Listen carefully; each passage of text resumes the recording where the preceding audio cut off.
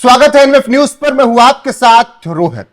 92.88% मतदान पश्चिम बंगाल में हुआ है।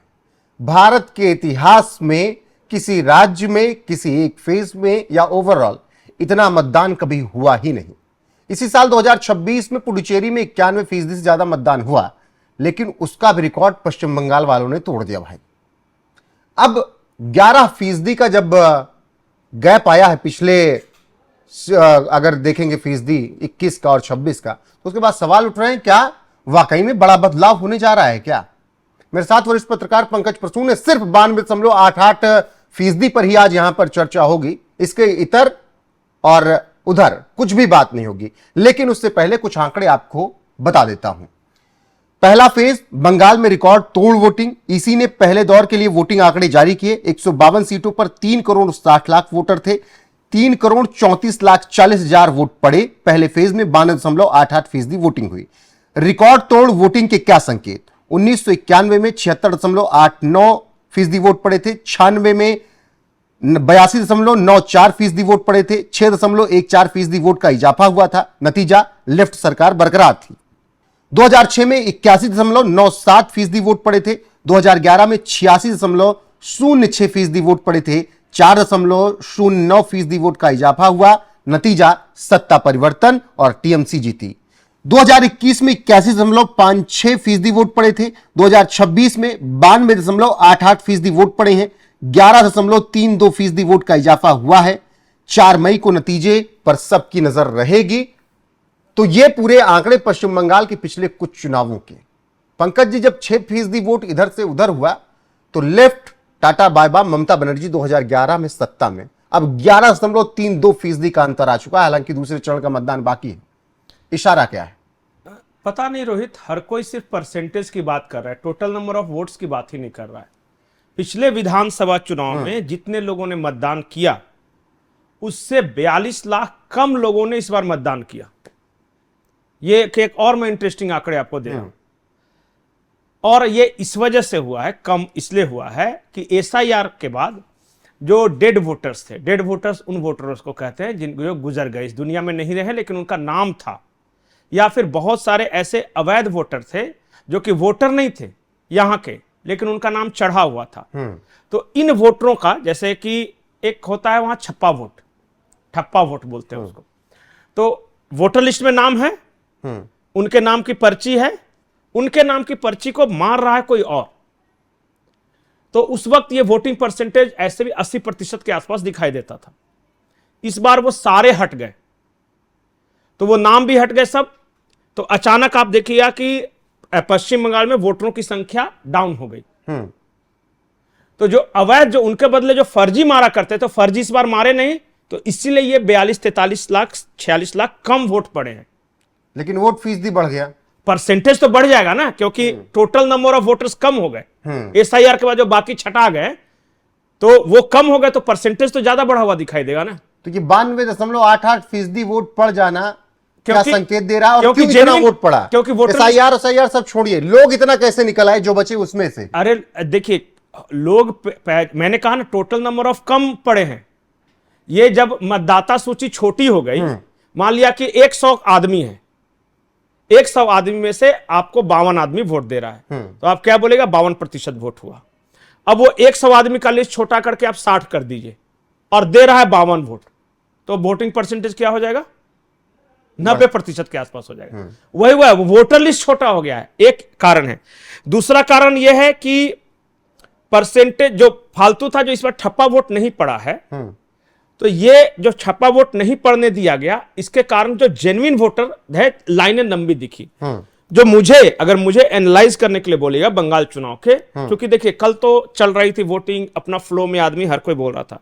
जब रात भर सारा वोट मिलाया, देखा, अभी भी इसमें जो डाक वाले वोट हैं, पोस्टल बैलेट जिसको आप बोलते हैं, वो नहीं है इसमें 92.8% में। वो उस दिन गिने जाएंगे जिस दिन काउंटिंग होगी। तो पोस्टल बैलेट जब आएगा तब पता चलेगा कि और कितना परसेंट हुआ था, कुछ और बढ़ेगा ये परसेंटेज। मतलब 1% 1.5% और बढ़ने का, और अभी बढ़ेगा जब वो गवर्नमेंट सर्विस वाले के वोट, पोस्टल बैलेट वगैरह सब गिने जाएंगे ना, तब और आएगा ये। तो परसेंटेज हर, आप देखिएगा एसआईआर के बाद किसी राज्य में चुनाव हुआ है तो 6-7%, 8% वोट बढ़े ही बढ़े। तो बहुत ज्यादा इसको लेके उत्साह में आ जाना मुझे लगता है थोड़ा सा जल्दीबाजी होगी। जो मैं बता रहा हूं कि इस बार के चुनाव और पहले के चुनाव में क्या फर्क आया है कि इस बार मर्डर नहीं हुआ बंगाल में। मैं देख रहा था 2021 में जो जहां पे चुनाव हुए हैं कल, जो 2021 में वहां पे चुनाव हुए थे तो 21 लोग मारे गए थे, 21। इस बार एक आदमी भी नहीं मारा गया है। इसके लिए बधाई देना चाहिए इलेक्शन कमीशन को निश्चित तौर पर, क्योंकि मर्डर नहीं हुआ इस बार। देखिए सारा मीडिया शोर कर रहा था कि मुर्शिदाबाद में ये हो गया तो वो हो गया। आप इसलिए शोर कर पा रहे थे, आपके पास इसलिए फुटेज आ रहे क्योंकि वो कवर हो रहा था, सब कुछ लाइव था, और इसी कारण से वो बहुत ज्यादा हिंसा करने की जरूरत पड़े। और आप फर्क महसूस कीजिए कि पहली बार आप देख रहे होंगे कि टीएमसी के भी लोग पिटा रहे हैं बदमाशी करने पर। तो इसका मतलब है कि सामने वाले का वो अब डरना बंद कर दिया है। तो इस तरह से आप एनालाइज कीजिए।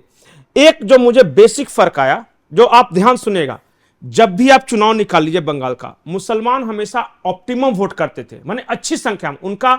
अगर मुस्लिम मोहल्लों का वोटिंग परसेंटेज आप देखिएगा तो हर चुनाव में अच्छा ही रहता था, हर चुनाव में।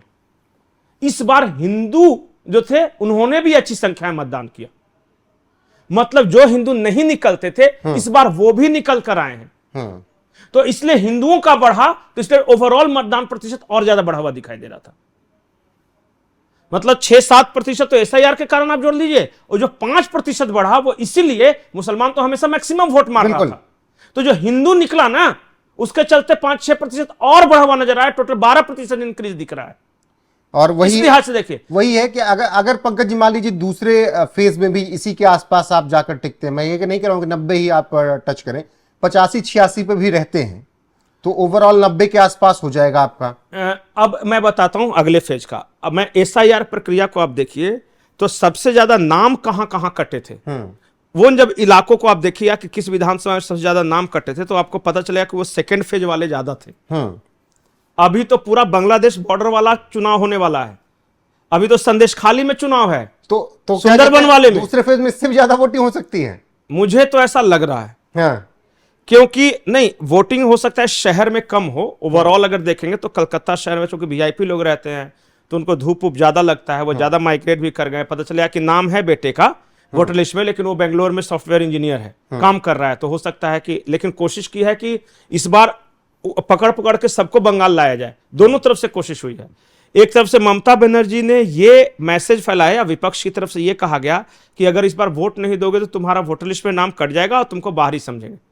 तो उस कारण भी जो लोअर तबका आया, और भारतीय जनता पार्टी ने पूरे देश में अपने संगठन को इस बात के लिए लगा दिया कि एक भी वोटर जो बंगाल का जेन्युइन वोटर है वो बाहर नहीं रहना चाहिए, उनको टिकट करवाओ, भिजवाओ, ताकि वो कम से कम वोट दे के आए। तो आप देखिए कि रेलवे स्टेशन पे बहुत भीड़ है, एयर फ्लाइट टिकटों का दाम बढ़ गया है, तो वो आ रहे हैं। लेकिन इसके बावजूद भी मुझे लगता है कि शहर का जो पॉश इलाका है वहां कम हमेशा से होता है, लेकिन परसेंटेज मोटा मोटी आपको उतना ही दिखेगा ये कम होने के बावजूद। इसका ये कारण है कि जो सबसे ज्यादा एसआईआर में नाम कटे हैं वो बशीरहाट का आप देख लीजिए, उत्तरी नॉर्थ परगना का देख लीजिए, दक्षिणी नॉर्थ परगना का देख लीजिए, वो संदेश खाली वाला जो सुंदरबन वाला इलाका है वो देखिए, हुबली देखिए, हावड़ा देखिए, सब मतदान सेकंड फेज में है। बिल्कुल, सेकंड फेज में हिंसा के भी चांसेस ज्यादा हैं। बिल्कुल, मैं अभी बता के जा रहा हूं दूसरे, क्योंकि ये जो फेज है ये टीएमसी के मजबूत गढ़ वाला फेज है, जैसे कि अभिषेक बनर्जी का इलाका। कमीशन की, बाकी सेना के अधिकारियों की, फोर्स की तैयारी भी है, तो फिलहाल अब दूसरे फेज में देखना होगा क्या कुछ होता है। लेकिन 92.88% मतदान। एक चीज और आपको बता रहा हूं, ये जो साउथ कोलकाता वाला इलाका है, साउथ कोलकाता वाला इलाका में सबसे ज्यादा सिंडिकेट राज है। वो पोर्ट वाला इलाका, या अभिषेक बनर्जी वाला इलाका जो ग्रेटर हावड़ा है, या ये एक फरहाद हकीम है उसका नेता, वो भी बहुत बड़ा अपने आप को माफिया कहता है, जिसने कहा था कि आधे बंगालियों से उर्दू बुलवाऊंगा, वही उस सब नेता। इनके इलाके में थोड़ा सा विशेष ध्यान रखना होगा क्योंकि ये सब ठप्पा वोट का मास्टर लोग हैं। तो यहां पे कंट्रोल हो गया। और वो संदेश खाली वाला इलाका जो बॉर्डर पे है, वहां क्या है ना कि जब गंगा जाती है समंदर में मिलती है तो वो डेल्टा बना हुआ है जिसको सुंदरबन डेल्टा बोलते हैं। तो वहां छोटी छोटी नदियां हैं, नाले हैं, उसमें से बहुत आ जाते हैं बांग्लादेशी। तो वहां क्या करेंगे, कांड करके भाग जाएंगे उस तरफ। तो अगले दौर का जो सेंसिटिव इलाका होगा, बशीरहाट तो है ही, और ये साउथ कोलकाता का इलाका और वो सुंदरबन वाला इलाका, इन तीनों को अगर कंट्रोल कर लिया, ये शेख शाहजहां तो पैदाइश थी यही सब का ना, ठीक है, गुंडागर्दी वगैरह का, तो बिल्कुल। और जो कुछ भी हुआ था उन सब का हिसाब अब बंगाल की जनता कर रही है। बाकी तस्वीरें 4 मई को दिखेंगी। तो बने रहिए हमारे साथ लगातार। अभी के लिए बस इतना ही। नमस्कार।